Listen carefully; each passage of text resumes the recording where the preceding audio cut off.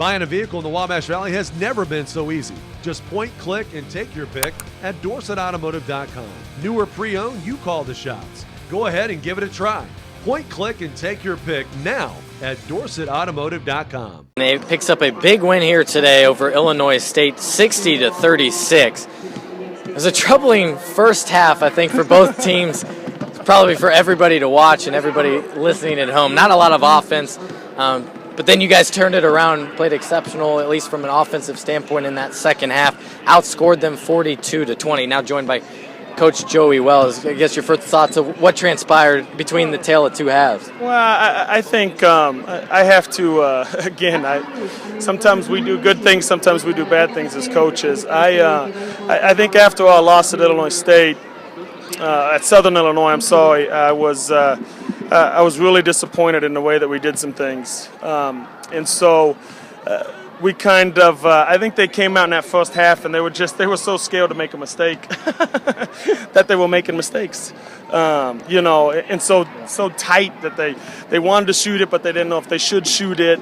You know what I mean? They were just second guessing. Overthinking things so much. Yeah, and again, that's partially because maybe a little rant and raving that I did after our Southern Illinois game. And so at halftime when we went in and talked to them, it was just kind of to give them a vote of confidence. Look, you guys are playing trying not to lose instead of playing to go win the game. And so we got to loosen up. You got to step up, knock down some shots. You got to move the basketball. You got to start creating for your teammates. And I got to get out of your way and let you guys do that. And they did. They came out second half. I didn't realize we shot the ball that well.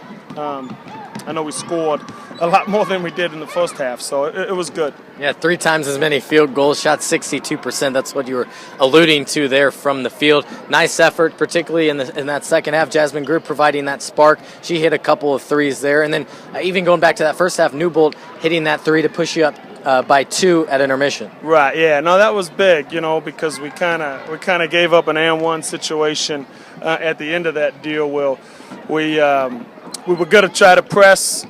Sometimes tried to overcoach, I think. On the scoreboard, we had a foul to give. So it's like, all right, let's pick up a little bit. Let's look for the trap. Let's rotate. And if we can't get anything, then we'll punch that foul. We'll be all right. And then come down. But if we had an opportunity to make something happen, and the next thing you know, we over-rotate and give up the layup. So, but no, I'm proud of their effort. I think had we done what we did in the second half, I don't know how many assists we had at halftime, but I felt like we shared the ball a lot more. We took better shots in the second half.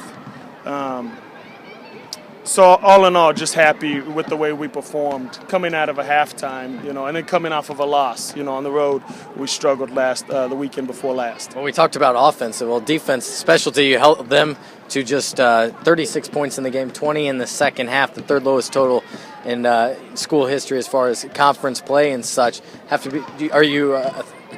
Did you like what you see as a whole from your defense? I did. I think we got up in the passing lanes. We didn't make enough plays. I still feel like there's some plays we left out there. There was one opportunity where Tosh had an opportunity to come in and help on a post-entry pass, and she couldn't come up with that thing. A couple plays, where we could have gotten the passing lanes, where we might have tipped them, where I think we could have actually grabbed those things and made some stuff happen. But you turn the team over 21 points.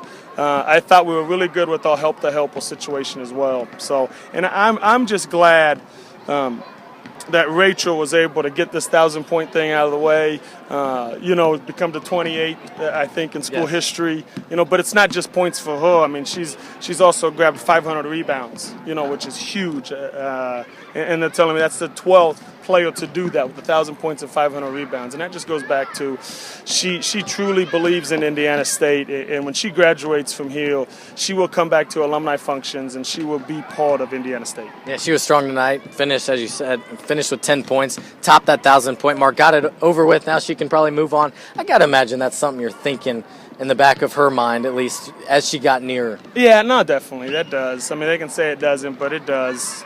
And to do it in a night like tonight, she's very unselfish.